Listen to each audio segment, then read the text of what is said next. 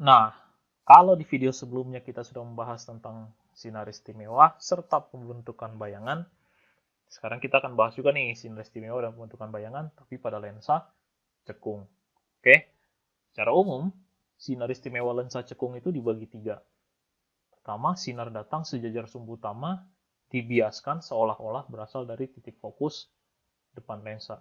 Sekali lagi, ini acuan kita sebagai depan. Oke, mengapply ini mata. Nah, sinar datang sejajar sumbu utama akan dibiaskan seolah-olah dari titik fokus. Oke, kalau karena dibiaskan artinya diteruskan, berarti kan harus terusnya ke sana dong. Harus diteruskan ke belakang lensa. Maka ambil titik fokus yang di depannya. Titik fokus dari sini. Karena kalau ngambilnya dari sini ya berarti kan sinarnya dipantulkan dong. Mana sih? Berikut. Kedua, kalau sekarang sinar datang menuju titik fokus di belakang lensa, biaskan sejajar sumbu utama. Jadi sekarang, kalau sinarnya mau ke sini, nggak jadi nih. Mau nyampe, belok. Nah, ini dia. Dibiaskan sejajar sumbu utama. Jadi nggak akan ada tuh sinar yang lewat di sini.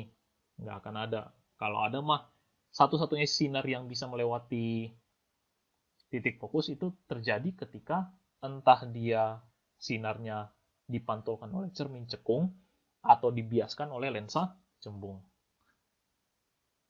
Selain itu nggak bisa. Ketiga, sinar datang melalui pusat lensa tidak dibiaskan. Ini sama saja dengan sinar istimewa pada lensa cembung. Nah, kalau udah beres sinar istimewa, silahkan di pause, silahkan dicatat. Kalau mau dicatat, screen capture kalau mau. Berikut, pembagian ruang. Jeng, jeng, jeng, jeng. Set. Nah, kebalik dah tuh. Gimana? Kalau di lensa cembung tadi, ruang benda satu ada di sini. Nih, set. Di sini satu, di sini dua, di sini tiga, dan di sini empat. Di lensa cekung dibalik. Oke, semua ruang di depan lensa itu jadi ruang benda 4. Oke, semua ruang di depan lensa cekung jadi ruang benda 4. Sementara ruang benda 1, 2, 3 letaknya di belakang lensanya. Sama, ini udah ada mata nih jadi patokan. Otomatis ruang bayangannya juga ikut kebalik. Ruang bayangan 1, 2, 3 letaknya ada di depan lensa. Oke. Sementara ruang bayangan 4 letaknya di belakang lensa. Oke. Bisa dicocokkan dari sini. Nih, ruang benda 1 belakang, belakang.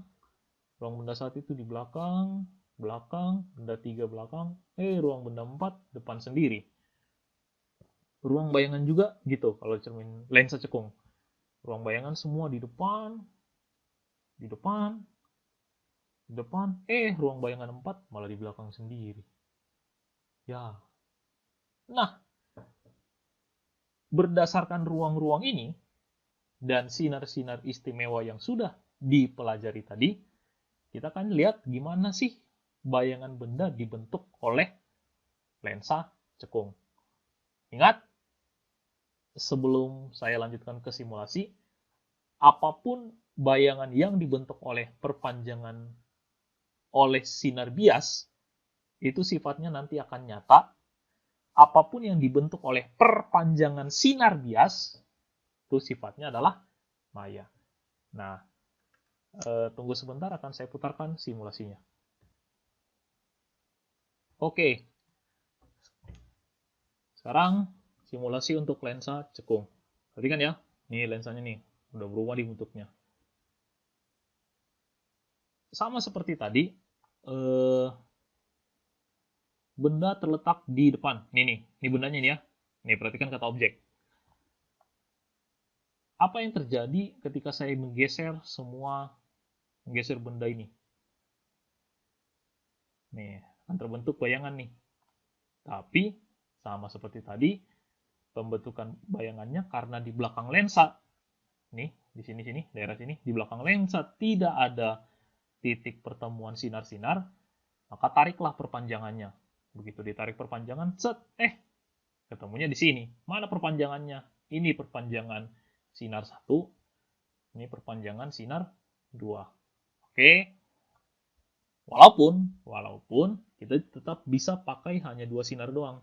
Seperti contoh, pakainya sinar 1 dan sinar 2, sinar 1 dan sinar 2, atau sinar 1 dan sinar 3 juga bisa. Oke, kita minimal cuma butuh 2 dari 3 sinar tersebut. Nah, kalau dilihat-lihat, apapun yang terjadi ketika saya menggeser bendanya, selalu hanya akan dihasilkan satu jenis bayangan. Nih, bayangan apa yang dihasilkan? Itu adalah bayangan yang sifatnya maya. Nih, perhatikan. Nih, terlihat dari garis yang sifatnya putus-putus. Tegak, artinya kalau bendanya mengarah ke atas, bayangannya juga mengarah ke atas, dan kelihatannya diperkecil. Nanti akan kelihatan juga pakai aturan Ekman, dan nanti di akhir akan kita bahas tentang soal perbesaran lensa. Oke.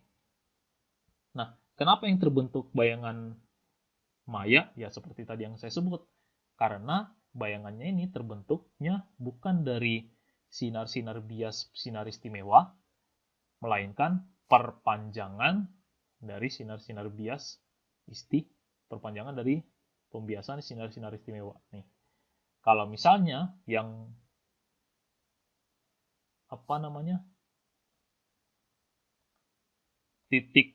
terbentuk titik persatuannya itu adalah perpanjangan sinar-sinar bukan perpanjangan, artinya sinar-sinarnya yang asli, maka yang terbentuk adalah bayangan yang sifatnya nyata.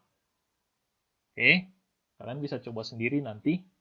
Nih, perhatikan juga nih. Concave lens DO sama dengan NI. DO itu adalah, kalau di simulasi ini itu adalah jarak objek. Apapun jarak objeknya, berapapun jarak objeknya, bentuk bayangan akan selalu sama. Oke. Nah, kayaknya sih sudah cukup ya. Kayaknya sudah cukup tentang sinar istimewa, baik itu pada lensa cekung atau lensa cembung. Pembagian ruangnya juga tadi sudah diberitahu. Pembentukan bayangannya juga sudah diperlihatkan. Kalau teman-teman penasaran, nanti akan saya tuliskan link simulasinya di Google Classroom atau di deskripsi video YouTube tempat saya mengupload video pembelajaran ini nantinya. Oke, setelah ini apa yang dipelajari dilihat saja nanti di video berikutnya.